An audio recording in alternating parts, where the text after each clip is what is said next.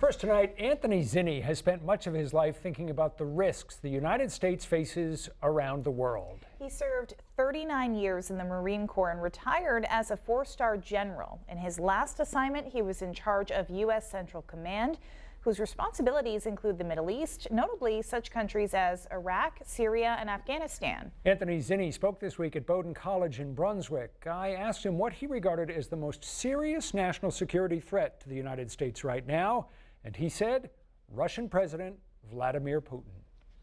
What I worry most about with Putin is he's sort of a transactional actor, an opportunist.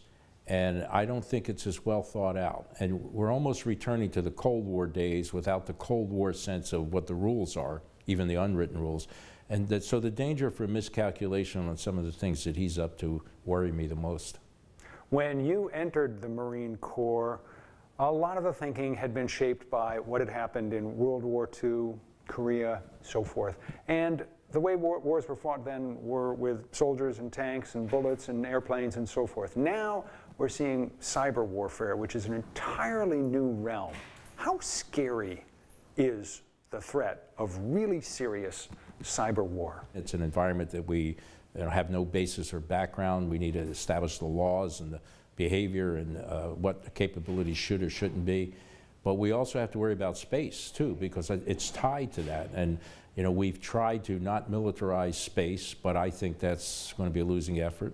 It will be militarized, and so that's going to work into this cyber issue. That's a pretty discouraging vision, that space will be militarized and could potentially be a future battlefield. Yes. I think right now there are systems up there that countries can tap into to target. There's GPS satellites, there's aerial imagery that are almost commercially available. The nuclear arms race was sort of set back right after the Cold War ended. We had some countries give up their capability. We had arms agreements.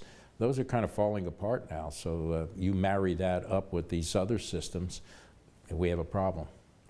Let me ask you about Afghanistan. This is the longest war the United States has ever been involved in. We have been there since 2001. Why is the U.S. in Afghanistan now? So the first mistake we made was the initial approach and not going with overwhelming force. The second mistake we made is once al-Qaeda left, which should have been our sole reason for being there because they perpetrated 9/11, we decided to stay around and nation build. We got stuck with a mission that shouldn't have been our mission from the beginning. It should have been totally focused and zeroed in on al-Qaeda. And the same problem we had in Iraq. Saddam was no threat to anyone. He did not have a weapons of mass destruction program ongoing. I think if you looked hard at the intelligence, you could have seen that.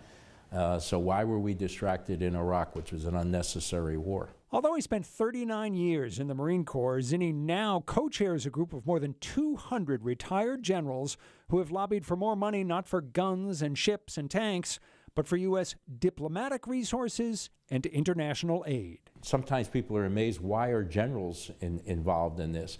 Because we see out there, if we don't have this capability, the military gets stuck with these missions.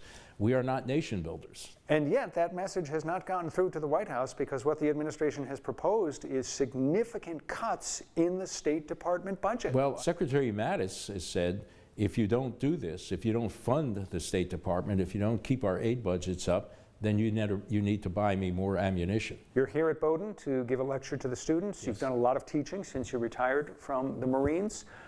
What's the sort of message that you try to pass along to young people? The short answer to your question is I want to see our young people, especially those who are seeking an education, to be more understanding of the world they're going into and be more citizens of the world, not just citizens of this great country, but citizens of the world. You've spent a great deal of your professional life thinking about and worrying about wars and conflicts and the risks and dangers that are out there. As you peer to the future, looking at the big picture, are you an optimist or are you kind of a pessimist? I am an optimist, and I'll tell you why. It's for exactly the reason I'm here. When I talk to the young people we have on our campuses and the young people I meet out there that, on the job, if you will, I'm just blown away by this generation that's coming up. I would make one comment that's critically important, and it's one of the reasons why I come to places like this.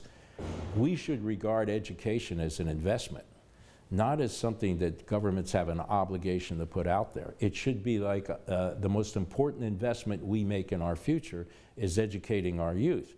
I don't like the idea that I see young people come off of campus and are burdened with tuition debt for God knows how long. I worry about the quality of our elementary and secondary education in our inner city schools and elsewhere. I watch the Chinese and the Indians and others who get it.